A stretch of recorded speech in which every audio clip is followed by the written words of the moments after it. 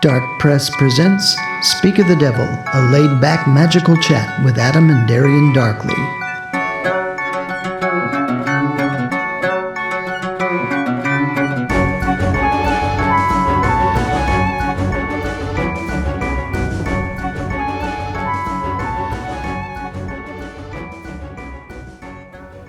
Greetings, Darklings. I'm Adam. And I'm Darian. Man creates both his God and his devil in his own image. His God is himself at his best, and his devil himself at his worst. Elbert Hubbard. The devil is a cross between a really good used car salesman and a game show host, but with a lot more style and charm. There's a little Cary Grant thrown in there too. Ray Wise. The devil tempts us not, 'tis we tempt him, beckoning his skill with opportunity.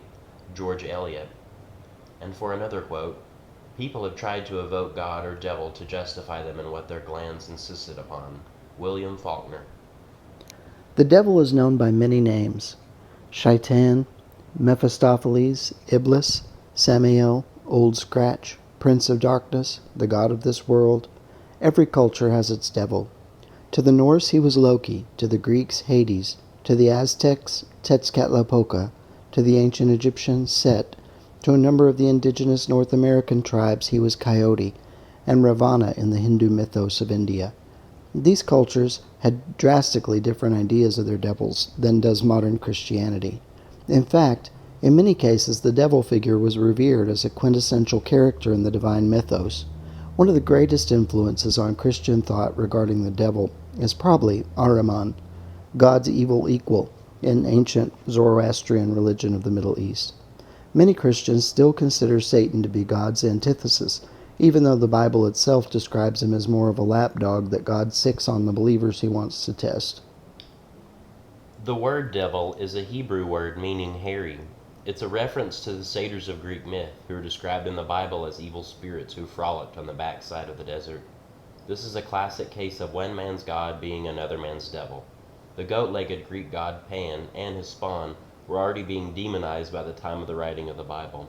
This is likely where the Christian devil's horns and goat hooves derived from. The name Satan is also from a Hebrew word meaning adversary.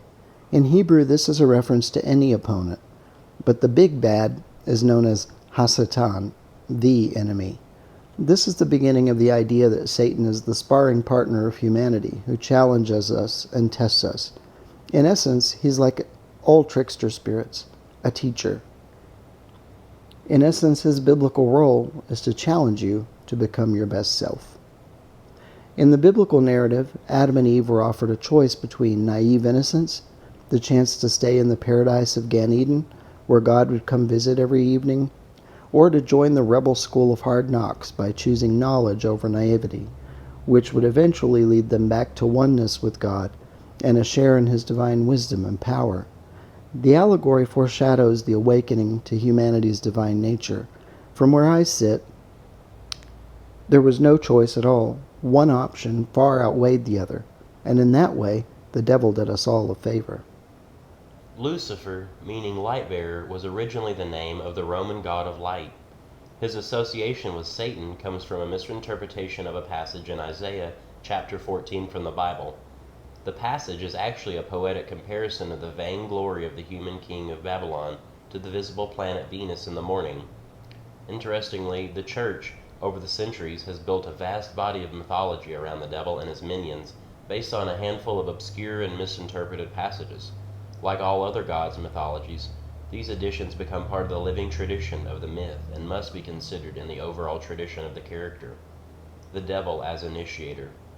The serpent in the garden opened the way for Adam and Eve and initiated them in the knowledge of good and evil, and through the many challenges he would throw at them, he taught them to return to God and wisdom.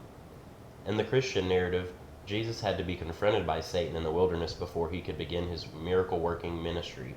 Why? Because the devil is the gatekeeper of all magic in the world. That's all the time we have for this week's show. If you're enjoying the show, let us know. Like, subscribe, leave a comment on our YouTube channel, tell your friends and enemies about us.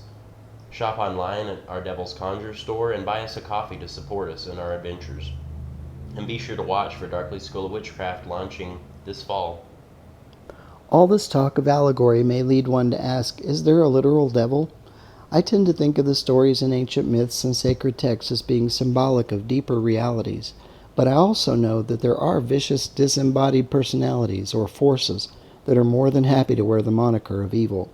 We'll discuss this in more detail in next week's episode, called Angels and Demons. Don't miss it.